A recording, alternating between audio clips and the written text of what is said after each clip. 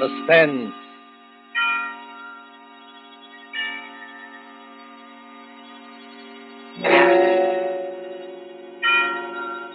This is the Man in Black, here again to introduce Columbia's program, Suspense.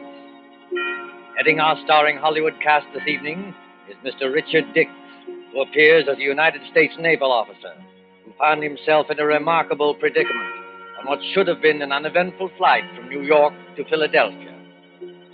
As fellow passengers aboard the airliner are Miss Gail Page as a girl named Monica, and Mr. Montague Love, who plays that aged and domineering millionaire Silas Naylor.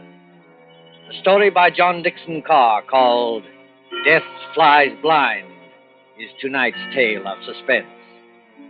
If you have been with us on these Tuesday nights, you will know that suspense is compounded of mystery and suspicion, dangerous adventure.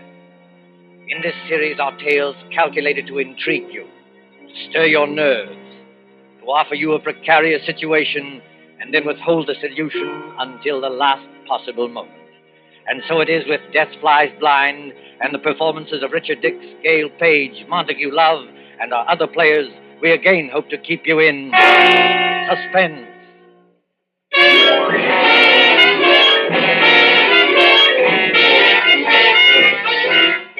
LaGuardia Field, Municipal Airport of New York. LaGuardia Field, vast behind its white buildings. On a gray spring afternoon when rain splashes across the runways, dims the sky, and spatters on the wings of a great silver-painted airliner waiting beyond. Already as the limousine bus from the New York terminus slowly draws up to the waiting shed, you can hear the loudspeaker. 72, New York to Los Angeles. The big limousine bus, besides its driver, contains only two persons. One is a tall young man in United States naval uniform, with the stripes of a lieutenant commander around his sleeve.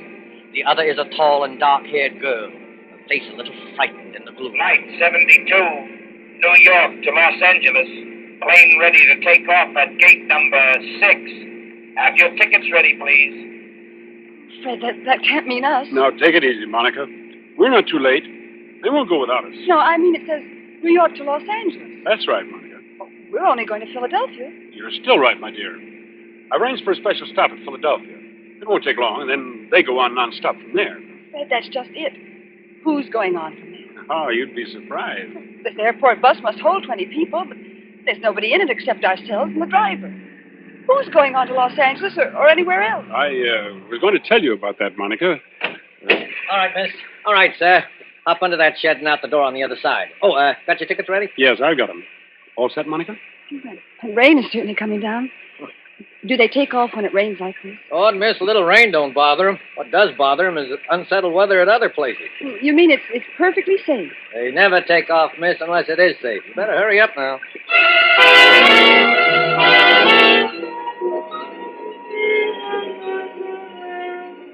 There's the plane, Monica.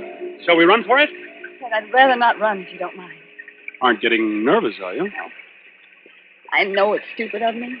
I've flown before. It's just those few seconds before the takeoff. You're moving and the motors have been idling. All of a sudden they start to roar. The plane races ahead and the roar gets louder and suddenly you think, am I ever going to get down alive? Now, look here, my dear. I'm sorry, Fred. There's nothing to worry about, you know. Of course not. I'll be good. It's just this dismal day and ghostly bus without any passengers. Fred, look. Where? At the plane. They've got all the windows covered inside with little gray curtains. Oh, that's all right, Monica. It's only a wartime measure. Wartime measure? Yes. You must keep those curtains closed for some minutes after taking off and before landing. So no one can make maps or take pictures of our airports. Anything could happen up there, couldn't it? No. And what's more, if you're worried about your fellow passengers, look over your shoulder. Well, there are some people coming through the gate. Yes, you see the little gray-haired man with the big fellow on each side of him? The secretary dashing around him like a destroyer in a convoy? You know, I've seen that gray-haired man somewhere before. You've seen his picture. That's Silas Naylor, the third richest man in the world. Those two big fellows are his bodyguard. Does he need a bodyguard? Well, not more than most of us, I imagine.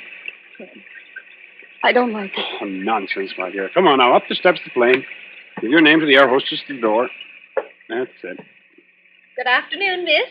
May I have your name, please? I'm Monica Vale. You're the air hostess? That's right, Miss Vale. Take any seat you like. And you, sir? Onslow, Lieutenant Commander Fred Onslow. Oh, yes, Commander. We've had instructions about you. Happy to have you with us, even if it's only as far as Philadelphia. Thank you. May I take your overcoat or your briefcase? Only the overcoat, please. I'll keep the briefcase. Fred, look there. What is it now? That man you called Mr. Naylor's secretary. Light-haired man, rather good-looking. He's sprinting towards this plane as fast as he can run. Well, you'd better be careful on that slippery surface. He certainly has. Look out, man. Look out, man. Watch your step. Look out. Well, are you all right? Here, let me help you up. I'm all right, thanks. Perfectly all right. Air hostess. Yes, sir. My name is Michael Shepard. I'm Mr. Naylor's secretary, and I think there must be some mistake here. Mistake, sir? Yes. When Mr. Naylor travels, he's in the habit of booking every seat in the plane to ensure privacy. Yet we seem to have 2 extra passengers. Well, I'm afraid that's my fault, Mr. Shepard. Indeed, sir. Then would you and the young lady be good enough to take some later flight? Oh, I'm sorry. I'm afraid I can't do that. No, and why not? Maybe I ought to explain, Mr. Shepard, that Commander Onslow had last-minute orders to join his ship. He and Miss Vale have priority as far as Philadelphia. Philadelphia. Must we stop there? Only for a few minutes, Mr. Shepard. This is outrageous. Mr. Naylor is traveling, in a sense, on government business. Well, so am I, old man. The Navy often does. That doesn't alter the principle of the thing. I don't want to seem ungracious, you understand. Mr. Naylor is always glad to help our brave soldiers and sailors. For the love of Mike. Now, choir will now sing hymn number 242. Now the But gorgeous this right time you've tongue- gone too far. I shall appeal to Mr. Naylor himself. Mr. Naylor? Mr. Naylor? Yes, Mr. Shepard, I can hear you. What is it? This naval officer, sir, and the young lady. Oh, I know, Shepard, I know. Isn't the plane big enough for all of us? I was only following your orders, Mr. Naylor. You asked for privacy. All right, Shepard. What I'm asking for now is less noise. The lieutenant commander in the Navy, eh? That's right, Mr. Naylor. Off on another fishing trip, I suppose. That's just exactly right, sir. Ever have dyspepsia? No, never. Well, I have. 20,000 a year I pay doctors. And what do they give me? This stump. I'm not surprised you got priority, Commander, but I am a little surprised about the girl. She's my fiancée. Mr. Naylor, Miss Vale. Meet the rest of my family. These 2 bruisers here, including the one with the mouth organ, are my bodyguard, Mr. Cohen. I'm pleased to meet you, Commander. How do you do? This is Mr. O'Reilly. Glad to know you, Commander. How are things going? Hey, Cohen, Kent, don't you ever get tired of playing that mouth organ? Stand away from the door. They want to close it. Will everyone please take your seats and fasten the seatbelts? Are we ready to take off? Yes, in just a moment. Shepard. O'Reilly. Cohen. Come along to the front of the plane. Yes, sir. Oh, we'll sit in the back here, won't we, Fred? Yes, of course. Fred, is anything wrong? No, of course not. Why, what could be wrong? Then you'd better sit down. We're starting to move. That's good advice, Commander Onslow. But I must ask you, Miss Vale, not to touch the curtain on the window. How soon before we can open the curtain? As soon as we're well away from New York. You see that illuminated sign, no smoking, fasten seatbelts? Yes. What about it? When the lights in the sign go out, you can open the curtains and smoke as much as you like. Now, if you'll excuse me. Certainly. You needn't try to fool me, Fred Onslow. I saw you. You saw what? I saw you pick up that scrap of paper one of those men dropped. Why, that wasn't anything, Monica. May I see the paper? No. Why not? Well, because I'd rather you didn't see it, that's all. There is something wrong, isn't there? Look, Monica, let me repeat over and over, what could be wrong? Why, there's Silas Naylor, an internationally famous figure, with a group of trusted attendants. Here's an ACA plane as safe and dependable as the old gray mare. All the same, All the same what? I wish I hadn't brought you along. I wish there was some kind of an emergency cord, like a train, so that you could stop this plane whenever you had it. We're on our way.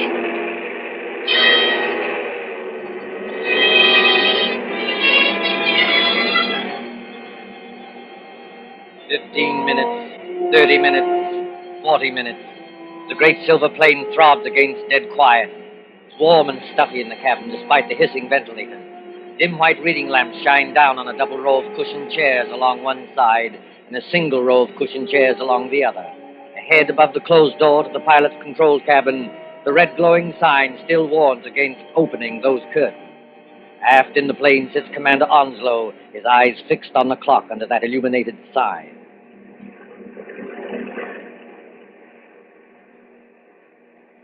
Monica, Yes? What? it's not exactly all right. Fred, why do you say that? Because we should have been in Philadelphia 5 minutes ago. At least we should have been circling over the field. And we're not? No. Well, we're still 10 or 12,000 feet up if the pressure in my eardrums count for anything. And traveling like a bat out of Hades. Weather's delaying us, I guess. Maybe it is. It's awfully bumpy, isn't it? Yes, a little. Makes you gasp for breath and your stomach turns. Oh! That was a bad one. Not getting airsick, are you? I don't think so. Wish I had some of that chewing gum they give you. Ring for the air hostess. She'll bring you some. I did ring the bell, Fred, and there's no answer. Oh, she's busy in the pantry back there, that's all. She didn't hear you. Here, I'll get you some gum. No, wait, I'll go. Sure you're all right? I want to powder my nose anyway. Besides, you're going to have company. Our Mr. Shepherd is weaving along this aisle as though he didn't like air pockets either. Well, thank the Lord one of that party's awake up there. I thought they were all dead. Don't say that. Say what? Dead. A spooky plane with everything so quiet and dead itself. Remember how the pilot walked through a while ago and looked around and walked right back to the control cabin again? No, I didn't notice him. Oh, that's what I mean. It was like a ghost. I'll be right back. Say, Commander Onslow. Yes, Mr. Shepard? Mind if I sit down? Not at all. Go ahead.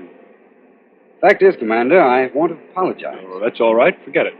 I'm not such an ill-mannered guy as I must have sounded. It's no joke, you know, taking care of the chief. I've got to go ahead like a cyclone, so that everything would be quiet when he gets there. And it's a great responsibility, too. I can imagine. I go on these long trips. There's the chief, half asleep, and O'Reilly reading detective magazines, and Cohen with his mouth organ. Doesn't that mouth organ bother the old boy? No, he likes it. Especially when Cohen plays the old square dances. Chief's a great man in his way. I was just wondering about that. Wondering what? Is it true? Stop me if I'm talking out of turn. Go ahead. We can trust the Naval. Is it true he's offered to design and build, at his own expense, a fleet of underwater cargo boats, submersible freighters, up to 5,000 or 6,000 tons? That'd do away with the submarine menace altogether? Where did you hear that? Oh, just rumor. Is it true? Yes, it's true enough. You see, Mr. Shepard, I'm one of the few people who believe that plan is practical. But there must be a lot of people who would like to see Mr. Naylor put out of the way. There are, Commander. Only they can't get at him. You're quite sure of that? Dead sure. Hitler himself isn't better guarded. Why, you could no more shoot or stab or poison the chief than you could... What was that? What happened? Monica? Is anything wrong? Back there? Well, it's all right, sir. It's only a noise in the pantry. We'll see to it. Monica, pull yourself together. What's wrong? It's that air hostess, Miss Lee. Well, what about her? She's lying back in the pantry among the broken dishes with her head all over blood. Somebody beat her over the head and left her there to die. Somebody? Yes. But nobody's gone back to the pantry. Nobody's gone past us except the pilot or co-pilot of this plane, remember? Excuse me, Mr. Shepard. I'm going to open the curtains on that window. Do you think it's wise, Commander? We were told not to. Well, we were told a lot of things. I'll just take the responsibility of... Good Lord! There, Monica. Mr. Naylor! Yes, son. What's up? Draw the curtain on your window and take a look down. If O'Reilly and Cohen have got guns, they better keep them handy. Is that so now? Why? Because we're not flying west. We're over the Atlantic Ocean now and headed straight out to sea.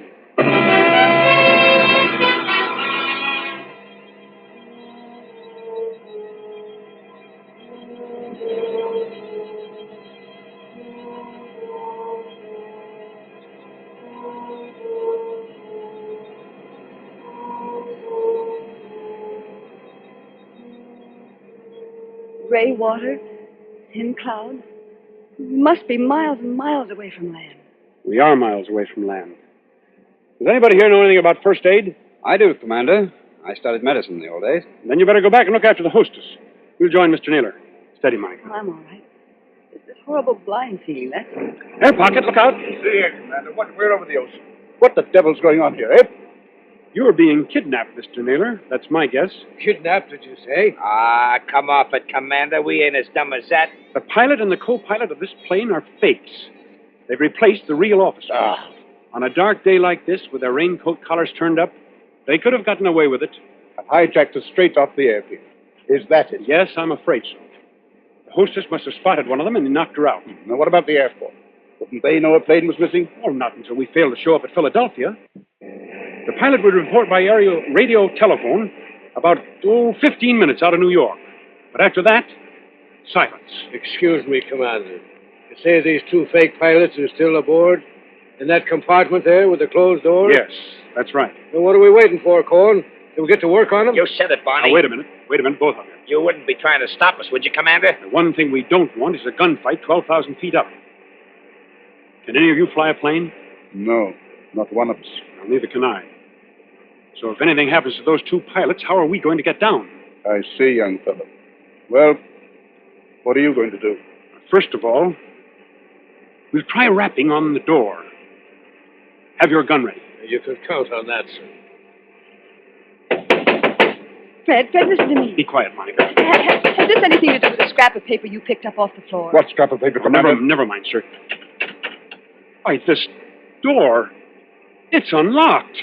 Unlocked? Now, don't take any fool chances, young fella. The way I always did when I was your age. Stand to one side when you open that door. Let Cohen and O'Reilly take care of it. Good Lord. Well, the control cabin is empty. There's nobody at the controls. You mean we're flying without a pilot?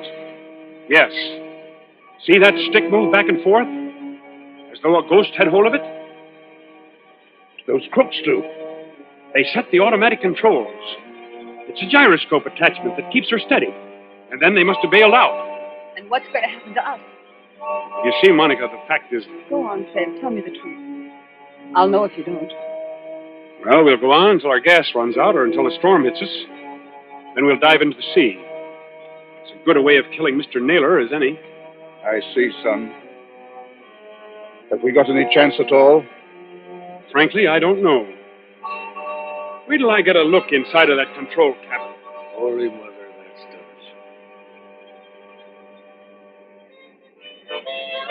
Cohen, stop it. Stop it! Yeah, Mr. Naylor? Stop playing that infernal mouth organ. Or if you must play it, play something cheerful. Yeah, sure, Mr. Naylor, sure. How long do you think it'll be before we... Quiet, Cohen. Here's the commander back again. Well, young fella. The radio telephone's out of order. We can't signal. Fred, what about those patrol ships? You said they're 200 miles out to watch for unidentified aircraft. Won't they see us? They've seen us already, I expect. They'll send for an Army fighter plane to investigate, but what can it do? Yeah. Shoot us down, maybe, huh? That's fine. If only somebody could fly the plane. Well, nobody can, Skipper, so think of something else. See, Mr. Naylor, I was wrong. Wrong, son. About what? One of your party, and I can guess which one, dropped a torn piece of paper. There was a line of writing on it, probably the end of some instructions. Well? Those instructions ended, you should land just as your fuel fails at 7 o'clock a.m. You should land just as your fuel fails at 7 o'clock a.m. But that might not have anything to do with this, son. What made you suspicious of it? Because it was written in German. In German? Quiet, Cohen. I can't hear myself think. Okay, Mr. Naylor. I'm sorry. I thought the fake pilots were kidnapping you, maybe abroad. There's not enough fuel for that, is there? Well, if there's enough fuel for Los Angeles, then there's enough for Europe. Well, that won't work. They bailed out and left us to crash. Excuse me, sir, but it's getting black as pitch out there. I think there's a storm coming up. What happens when that hits us? Plenty, O'Reilly. Plenty. Yeah, well, I was afraid of that. If only somebody could fly this plane, I could navigate it. Navigate it? Yes. You have to learn aerial navigation in my business. With enough figuring, I might even set a new course and try the automatic controls on it. No, I don't dare handle the ship. Wait a minute. I know a way out of this. Well, then speak up, miss. There's a 90-mile wind going to hit us any minute. The air hostess, of course. Miss Lee, what about her? I remember reading somewhere that most air hostesses get flying instructions when they've been with a company for a given length of time. You know, Miss Vale, that's true. There was a girl of Inter Airways who told me the same thing. And if this one can even make a try at landing a plane, we may get back to New York yet. I thought you said she'd been knocked out. Well, she isn't badly hurt, but there's just a chance that maybe she's... There's Shepard, coming back from the pantry.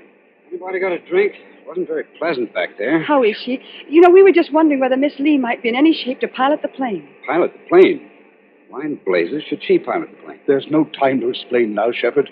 But we're bound for Davy Jones unless something's done. Could she do it? No.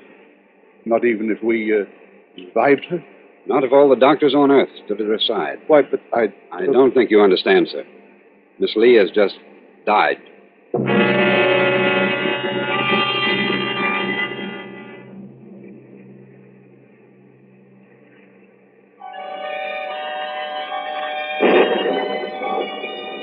Dim singing of wind above the clouds, then storm with a white eye of lightning at the windows. Losing height, gaining it again, blown off her blind course, flung partway back again, always racing forward on a flight to nowhere. Late afternoon, evening, night, the steady throbbing of motors like a pulse beat inside the head. Towards morning, the storm dies away. In that dim cabin, there is exhaustion of nerves. The hands of the clock stand at 1:45 in the morning.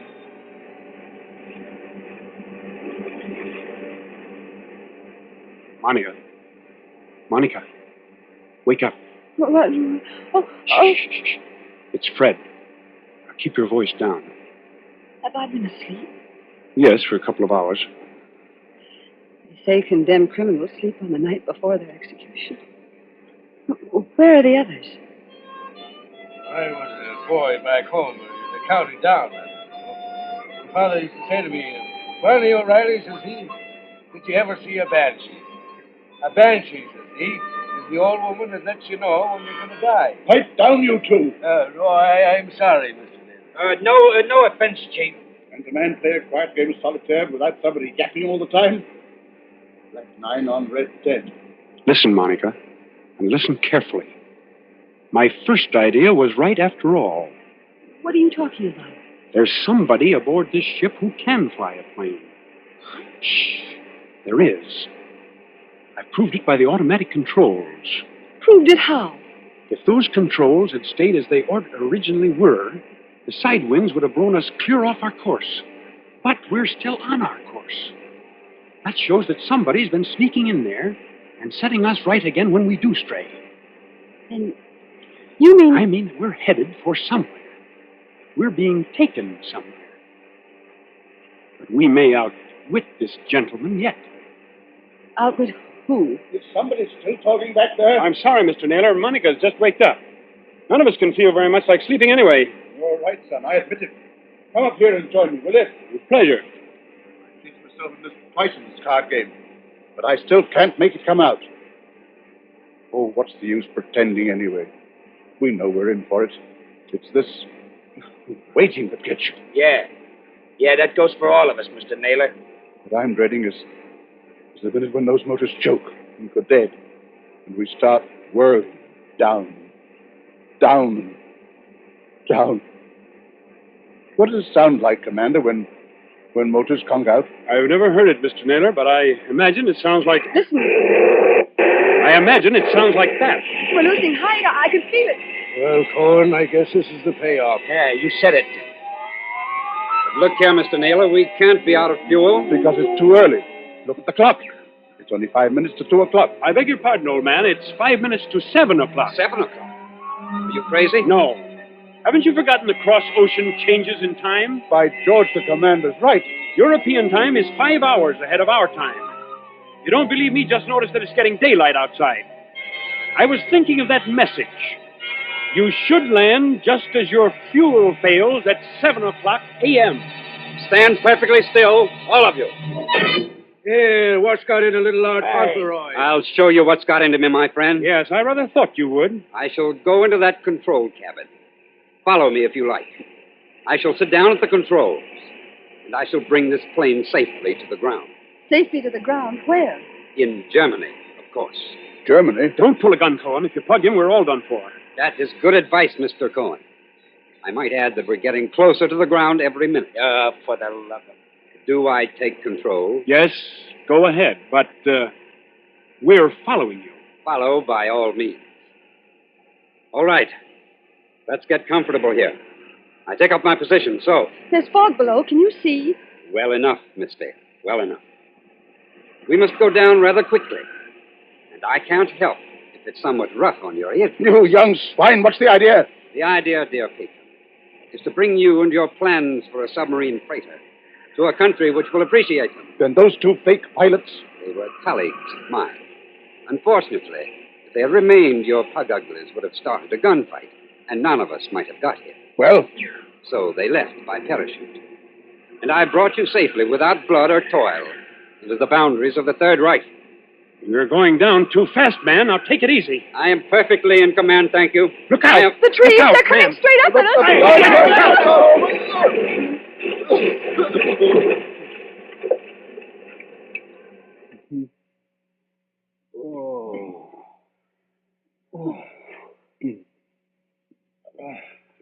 Are you all right, Monica? Are you all right? Yes. Oh, only a bit shaken up. We're all okay here, Skipper. Shall I give this guy the works now before they come to get us? No, don't shoot. Let him alone. That also is good advice. And now, my friends, my mission is ended. I stand up on the pilot's chair.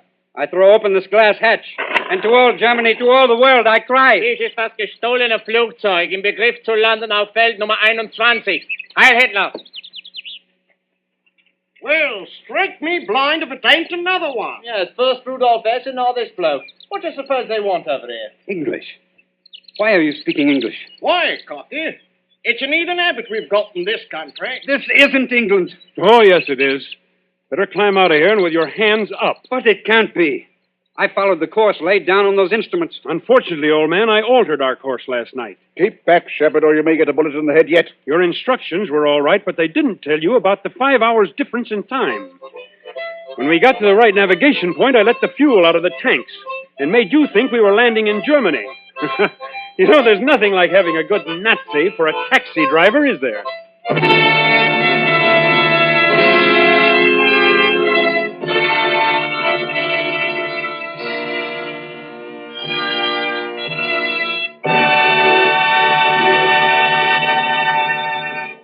And so ends Death Flies Blind, starring Richard Dix with Gail Page and Montague Love. Tonight's tale of Suspense. This is your narrator, the Man in Black, who conveys to you Columbia's invitation to spend this half hour in suspense with us again next Tuesday, same time, when Mr. Paul Lucas will star in the suspense play called Mr. Markham, Antique Dealer. Ladies and gentlemen, on the following Tuesday, May 18th, Mr. Charles Lawton and Miss Elsa Lanchester will be with us in one of the most famous of Agatha Christie's thrillers, The ABC Murders. William Spear, the producer, Ted Bliss, director, Lud Gluskin and Lucian Mahowick, the conductor and composer, and John Dixon Carr, the author, collaborated on tonight's Suspense.